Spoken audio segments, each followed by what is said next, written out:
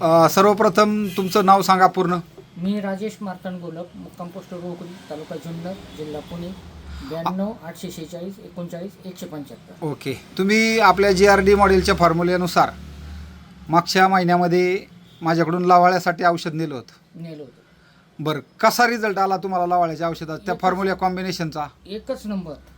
म्हणजे याच्या आधी मी गेल्या वर्षी लोळ्यासाठी भरपूर औषधं मारली, एकदा नाही दोनदा झाली. लोळा कुठं मेला नाही, काहीच नाही. मला म्हणजे तो उगवून परत जळून परत उगवायचा, परत उगवायचा, जळायचं पण हा. परत ते फुटायचं. हां पण आज आपण जे तुमच्याकडून जे औषध नेले फॉर्म्युलेशन, हां त्यांनी मला कुठंही काही उतरलेला उगवलेला दिसलाच नाही. परत आता मारून 1 महिना होऊन गेलाय. कॉळ झालं, पार कुजलं, ते सडलं सडलं जागेवर सरीमध्ये. बरं, आणि परत फुटलेला कुठं दिसत नाही, गाठी मेल्या. गाठी मेल्या. सगळ्यात महत्वाचा विषय तो आहे. हा, आणि मारल्याच्या नंतर आता तुम्ही त्याच बेडवरती काही लावले का? मूग लावलाय, मूग. बर, तो आता ते लावाळ्याचं औषध मारल्याच्या नंतर किती दिवसांनी मूग लावला? जवळजवळ 21 दिवसांनी. 21 दिवसांनी लावला. 21 दिवसांनी. मग तो 6 जूनला मी फवारणी केली हा आणि 27 जुलैला मूग लावून दिला. ओके. 7 जुलैला फवारले हा आणि 27 जुलैला मूग लावला. मूग लावला. आता त्याची उगवण आज समजा 6 ऑगस्ट आहे. ऑगस्ट. उगवण कशी झाली त्याची? एकच नंबर.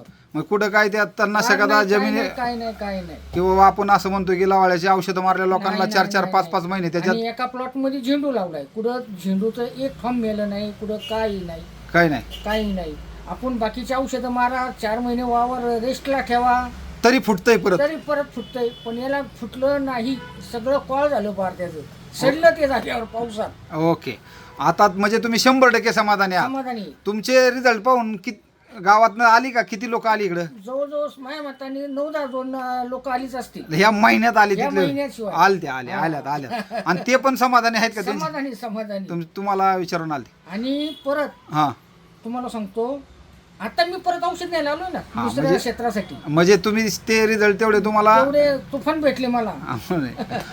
बरं, ह्या ठिकाणी फक्त विषय असा आहे की जमिनीत वल असणं गरजेचं आहे वल आणि कव्हरेज चांगलं बसणं गरजेचं आहे. औषध चुकलं नाही पाहिजे मार, त्या ह्यानी कव्हरेज मारून तुम्ही करा. तुमच्याकडून 5% पहिल्यांदा औषध नेलं हा आणि मी दुसरं एक औषध घेतलं होतं माझ्याकडे शेजारी एक सरी. कारण काय झालं, फक्त एवढंच आहे का, बॅटरी मोठ्या पंपानी जर फवारलं तर औषध चांगलं बसतं.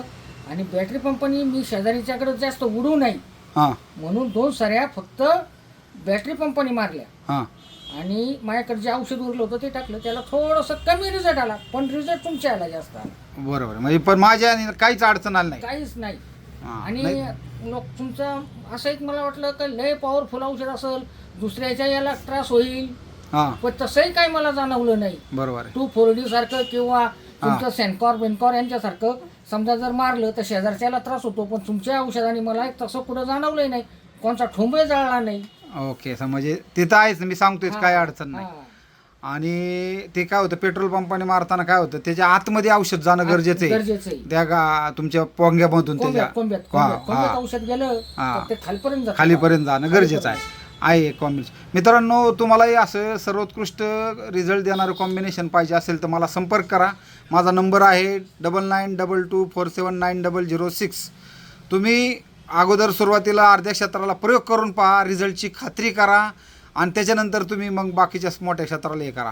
कारण आज प्रत्येकजण काय करते, शेतकऱ्याला खोटी आशा देऊनच फसवूनच हे करते. पण लावाळ ही अख्ख्या महाराष्ट्राची समस्या आहे, एकट्या तालुक्याची समस्या नाही. त्याला आपल्याकडे चांगलं प्रॉपर सोल्युशन आहे की ते एकदा मारल्याच्या नंतर ठराविक समजा मी असं म्हणतो की गरज पडली तर दुसऱ्यांदा, जर कव्हरेज चांगलं मिळलं नाही किंवा ह्या गोष्टी नाही झाल्या तर, परंतु कव्हरेज चांगलं झाल्याच्या नंतर जमिनीत ओलावा असल्यानंतर राहतच नाही, पर दाट टोकरायला पण राहत नाही. बरोबर ना? बरोबर आहे. हां, म्हणजे हा समृद्ध समाधानी शेतकऱ्याचा आपण हा ऑडिओ त्यासाठी बनवला व्हिडिओ. तुम्ही मनापासून व्हिडिओ दिल्याबद्दल धन्यवाद. ओके. धन्यवाद.